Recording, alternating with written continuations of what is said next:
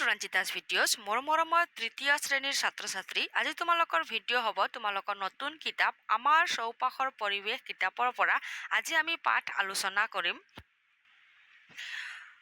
অধ্যায় 1 পৰিয়াল আৰু আমাৰ সমাজ অধ্যায়ৰ পাঠ 1 আমাৰ পৰিয়াল আলোচনা কৰা ভিডিঅ' মোৰ চেনেলত আছে তোমালোকে এতিয়ালৈকে চোৱা নাই যদি চাই ল'ব পাৰিবা পাঠ 2 আমাৰ বিদ্যালয় আলোচনা কৰা ভিডিঅ' মোৰ চেনেলত আছে তোমালোকে চাই ল'ব পাৰিবা আজি আমি আলোচনা কৰিম পাঠ 3 আমাৰ গাঁও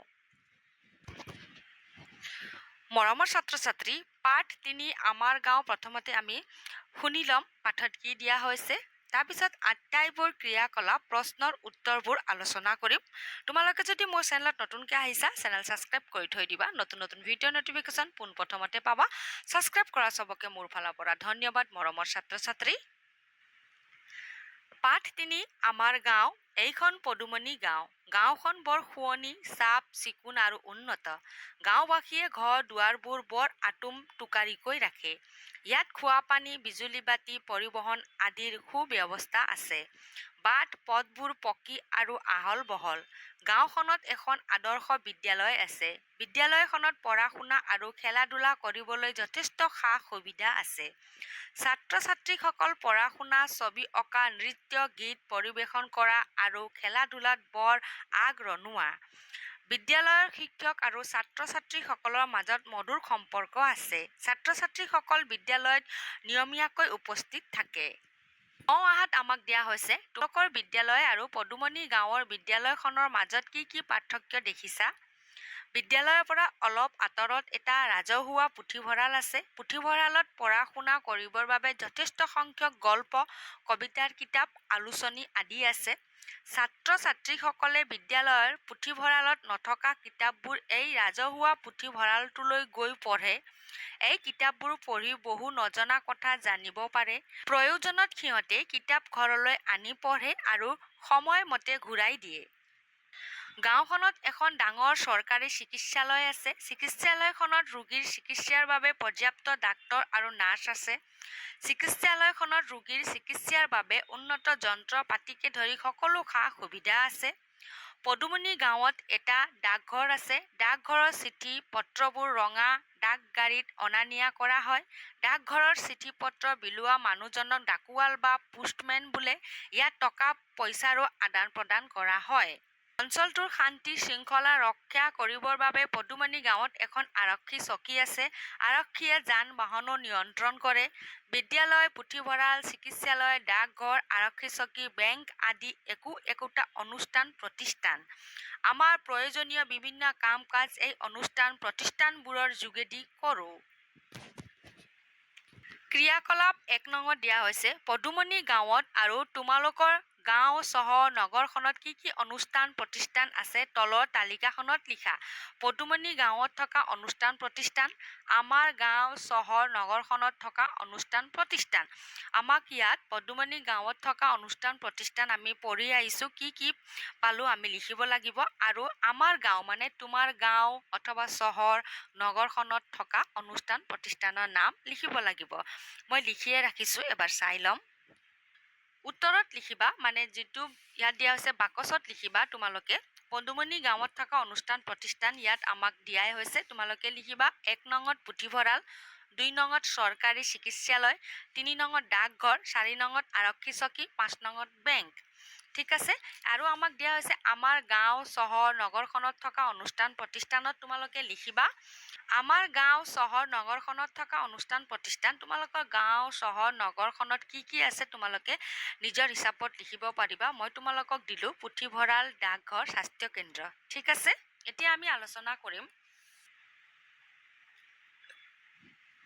সমাজ এখন সুচাৰুৰূপে চলিবলৈ হ'লে কিছুমান ধৰ্মীয় অনুষ্ঠানৰ প্ৰয়োজন হয় সকলো ধৰ্মৰে নিজা নিজা ধৰ্মীয় অনুষ্ঠান থাকে ধৰ্মীয় কাম কাজবোৰ ৰাজহুৱাভাৱে সকলোৱে মিলি পালন কৰে ক্ৰিয়াকলাপ 2 দিয়া হৈছে শিক্ষকৰ সহায়ত তলৰ ছবিত দেখুওৱা ধৰ্মীয় অনুষ্ঠানকেইটা চিনাক্ত কৰি নামবোৰ খালী বাকচত লিখা ইয়াত মই লিখিয়ে থৈছোঁ চোৱা মন্দিৰ মছজিদ গীৰ্জা গম্বুজ তোমালোকে বিদ্যালয়ত আলোচনা কৰি নাম লিখিবা ঠিক আছে এতিয়া আমি আলোচনা কৰিম ক্ৰিয়াকলাপ ৩ দিয়া হৈছে সাঁথৰ ভাঙা, কিতাপ আছে শাৰী শাৰী, নহয় কিন্তু পঢ়া খালী, গল্প কবিতা ছবিৰ কিতাপ, ক'ত আছে আলোচনী। সাঁথৰটোৱে কোনটো অনুষ্ঠানক বুজাইছে? সাঁথৰটোৱে পুথিভঁৰালক বুজাইছে। ঠিক আছে, বানন ইয়াত আছে, চাই ল'বা আৰু লিখি ল'বা। ঠিক আছে, পুথিভঁৰাল বানন। এতিয়া আমি আলোচনা কৰোঁ লিখু আহাত দিয়া হৈছে তোমালোকে বাস কৰা গাঁও অথবা চহৰ অথবা নগৰখনৰ নাম কি? তোমালোকে উত্তৰত কি লিখিবা জানানে?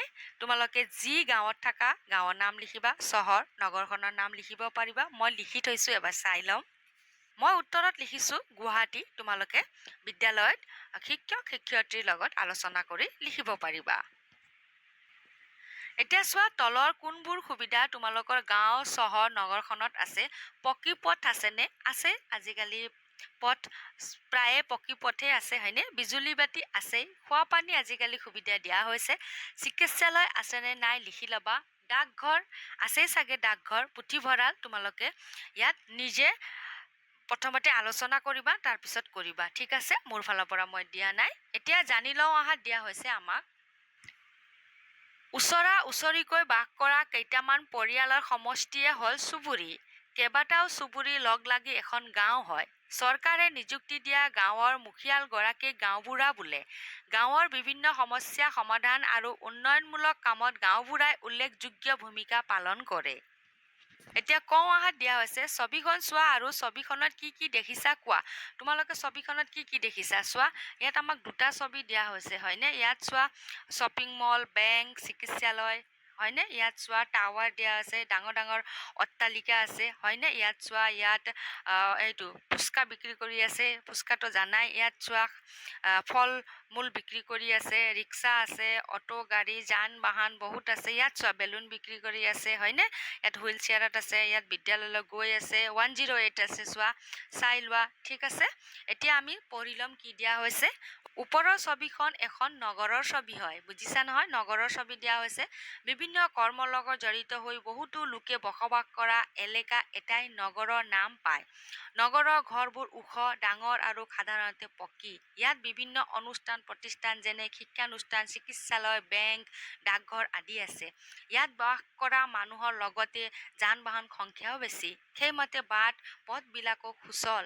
নগৰত শিক্ষানুষ্ঠান, উদ্যোগ, বাণিজ্যিক প্ৰতিষ্ঠান আদিৰ সংখ্যা অধিক। নগৰত নগৰ সমিতি, পৌৰসভা অথবা পৌৰ নিগম থাকে। এই নগৰ সমিতি, পৌৰসভা আৰু পৌৰ নিগমে নিজ নিজ নগৰ মহানগৰত উন্নয়নমূলক কাম কাজবোৰ কৰে। বুজিছা নহয়? সম্পূৰ্ণ আমাক নগৰৰ ছবি দিয়া আছে। ইয়াত চোৱা ব্যস্ততা, হয়নে? ইয়াত চোৱা চবেই ব্যস্তই আছে নিজৰ নিজৰ কৰ্মত, হয়নে? এতিয়া কওঁ অহা দিয়া হৈছে পদুমণি গাঁওখনৰ লগত এই নগৰখনৰ কি কি পাৰ্থক্য দেখা পাইছা? তোমালোকে গাঁৱৰ আৰু নগৰৰ কি কি পাৰ্থক্য দেখা পোৱা? গাঁৱত নিশ্চয় তোমালোকে গছ গছনি, হয়নে? সেউজীয়া পৰিৱেশ দেখা পোৱা, হয় নহয়? তো তোমালোকে চাই ল'বা কি কি পাৰ্থক্য দেখা পাইছা, হয়নে? মোৰ ফালৰ পৰা মই ক'লোঁ নগৰ উন্নয়নৰ বাবে কাম কাজবোৰ কোনে কৰে? আমি এইমাত্ৰ পঢ়ি আহিলোঁ। এই নগৰ সমিতি, পৌৰসভা আৰু পৌৰ নিগমে নিজ নিজ নগৰ মহানগৰত উন্নয়নমূলক কাম কাজবোৰ কৰে। জানি লওঁ আহা, আমাক জানিবলৈ দিয়া হৈছে গাঁও উন্নয়নৰ বাবে পঞ্চায়ত থাকে। পঞ্চায়তৰ মুৰব্বীজনক সভাপতি বোলে। কম জনসংখ্যা থকা নগৰত নগৰ সমিতি থাকে। নগৰ সমিতিত এজন সভাপতি থাকে। বেছি জনসংখ্যা থকা নগৰত পৌৰসভা থাকে। পৌৰসভাৰ গুৰিয়ালজনক পৌৰপতি বোলে। অধিক জনসংখ্যা থকা মহানগৰত পৌৰ নিগম থাকে। পৌৰ নিগমৰ গুৰিয়ালজনক মেয়ৰ বোলে। ঠিক আছে, এতিয়া চোৱা আমাক ইয়াত দিয়া হৈছে, ধুনীয়াকৈ বুজাই দিয়া হৈছে। বুজি পাইছা নহয়? এতিয়া আমি আলোচনা কৰিম। আঁকো আহাত দিয়া হৈছে তোমাৰ গাঁও বা চহৰখনৰ এটি ভাল লগা দৃশ্য আঁকা। তোমালোকে আঁকি ল'বা। লিখো আহাত দিয়া হৈছে অভিভাৱক আৰু শিক্ষকৰ সহায়ত লিখা। তোমাৰ নাম কি লিখি ল'বা। ঠিক আছে, তোমাৰ গাঁও অথবা চহৰৰ নাম লিখি ল'বা। গাঁও পঞ্চায়ত, নগৰ সমিতি, পৌৰসভা, পৌৰ নিগমৰ নাম লিখি ল'বা। মৌজাৰ নাম লিখিবা, জিলাৰ নাম লিখিবা, ৰাজ্যখনৰ নাম লিখা। ৰাজ্যখনৰ নাম জানাই তোমালোকে, আমাৰ ৰাজ্যৰ নাম কি? অসম। ঠিক আছে, ইয়াক শিক্ষকলৈ নিৰ্দেশনা দিয়া হৈছে। শিক্ষকে পদুমণি গাঁওখনৰ বৰ্ণনাৰ জৰিয়তে স্থানীয় অনুষ্ঠান প্ৰতিষ্ঠানসমূহৰ বিষয়ে আলোচনা কৰিব। অনুষ্ঠান প্ৰতিষ্ঠানসমূহৰ নাম আৰু সেইবোৰৰ কাম কাজৰ বিষয়ে ছাত্ৰ ছাত্ৰীক অৱগত কৰাব।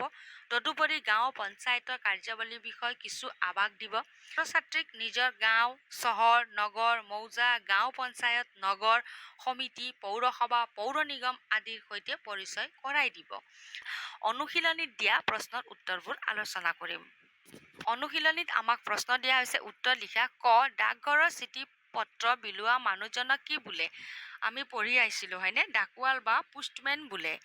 খ, চিকিৎসালয়ত ৰোগীৰ চিকিৎসাৰ বাবে কোন কোন থাকে? ডাক্তৰ আৰু নাৰ্ছ থাকে। গ, আইন শৃংখলা ৰক্ষাৰ বাবে থকা অনুষ্ঠানটোৰ নাম কি? আৰক্ষী চকী। ঘ প্ৰশ্নত দিয়া হৈছে, দুটা ধৰ্মীয় অনুষ্ঠানৰ নাম লিখা। মন্দিৰ, গীৰ্জা, মছজিদ। ঠিক আছে, উত্তৰ মই লিখিয়ে ৰাখিছোঁ, এবাৰ চাই ল'ম। ক প্ৰশ্নত দিয়া হৈছে, ডাকঘৰৰ চিঠি পত্ৰ বিলোৱা মানুহজনক কি বোলে? তোমালোকে উত্তৰত লিখিবা, ডাকঘৰৰ চিঠি পত্ৰ বিলোৱা মানুহজনক ডাকুৱাল বা পোষ্টমেন বোলে। মই বুজাই দিলোঁ, তোমালোকে প্ৰশ্নৰ লগত মিলাই লিখিবা। মই লিখি দিয়া নাই কাৰণ তোমালোকক বুজাই কম বুলি। ঠিক আছে। খ প্ৰশ্নত দিয়া হৈছে, চিকিৎসালয়ত ৰোগীৰ চিকিৎসাৰ বাবে কোন কোন থাকে? চিকিৎসালয়ত ৰোগীৰ চিকিৎসাৰ বাবে ডাক্তৰ আৰু নাৰ্ছ থাকে। গ প্ৰশ্ন, আইন শৃংখলা ৰক্ষাৰ বাবে থকা অনুষ্ঠানটোৰ নাম কি? উত্তৰ, আইন শৃংখলা ৰক্ষাৰ বাবে থকা অনুষ্ঠানটোৰ নাম হ'ল আৰক্ষী চকী। ঘ প্ৰশ্ন, দুটা ধৰ্মীয় অনুষ্ঠানৰ নাম লিখা। দুটা ধৰ্মীয় অনুষ্ঠানৰ নাম হ'ল মন্দিৰ, গীৰ্জা, মছজিদ। ঠিক আছে, তোমালোকেও লিখি ল'বা। এতিয়া চোৱা ২ নং। ক অংশত কিছুমান অনুষ্ঠান প্ৰতিষ্ঠানৰ নাম আৰু খ অংশত তাত আগবঢ়োৱা সেৱাৰ বিষয়ে খেলিমেলিকৈ দিয়া হৈছে। কোনটো অনুষ্ঠানত কি সেৱা আগবঢ়োৱা হয় আঁচটানি মিলোৱা। ক অংশ, খ অংশ। আমাক ইয়াত খেলিমেলিকৈ দিয়া হৈছে, মই মিলাই থৈছোঁ, তোমালোকক মাতি শুনাম। বিদ্যালয়ত পঢ়া শুনা, খেলা ধূলা আদি কৰা হয়। চিকিৎসালয়ত ৰোগীক চিকিৎসা কৰা হয়। ডাকঘৰত চিঠি পত্ৰ অনা নিয়া আৰু টকা পইচা আদান প্ৰদান কৰা হয়। আৰক্ষী চকী শান্তি শৃংখলা ৰক্ষা কৰে। পুথিভঁৰাল কিতাপ পত্ৰ আলোচনী আদি ৰখা হয়। তোমালোকে মিলাই ল'বা। ঠিক আছে।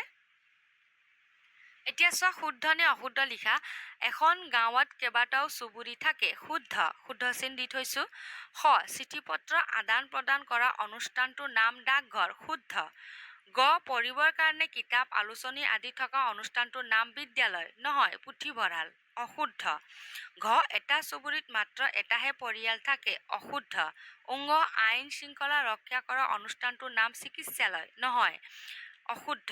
ঠিক আছে, তোমালোকে এনেকৈ কিতাপত দিলে পেঞ্চিল ব্যৱহাৰ কৰিবা। মই লিখিয়ে ৰাখিছোঁ, মই এবাৰ দেখাই ল'ম।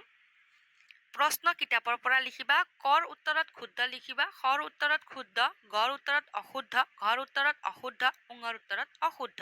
এনেকৈ উত্তৰ বুলি লিখিবা। ঠিক আছে। এতিয়া চোৱা ৪ নং। তোমাৰ গাঁও বা চহৰখনৰ বিষয়ে ৫টা বাক্য লিখা। তুমি গাঁৱত থাকা নে চহৰত থাকা মইতো নাজানো, হয়নে? মই মোৰ ফালৰ পৰা উত্তৰ লিখি ৰাখিছোঁ, এবাৰ চাই ল'ম। চোৱা, আমাৰ গাঁওখন বৰ শুৱনি, চাফ চিকুণ আৰু উন্নত। ২, আমাৰ গাঁওখনত খোৱা পানী, বিজুলী বাতি, পৰিবহণ আদিৰ সুব্যৱস্থা আছে। ৩ নং, বাট পথবোৰ পকী আৰু আহল বহল আছে, বা আহল বহল বুলি লিখিলে ভুল নহয়। ৪ নং, আমাৰ গাঁওখনত এখন আদৰ্শ বিদ্যালয় আছে। ৫ নং, আমাৰ গাঁওবাসীয়ে ঘৰ দুৱাৰবোৰ বৰ আটোম টোকাৰিকৈ ৰাখে। ঠিক আছে, তোমালোকেও নিজৰ উত্তৰ বহীত উত্তৰ লিখি থৈ দিবা।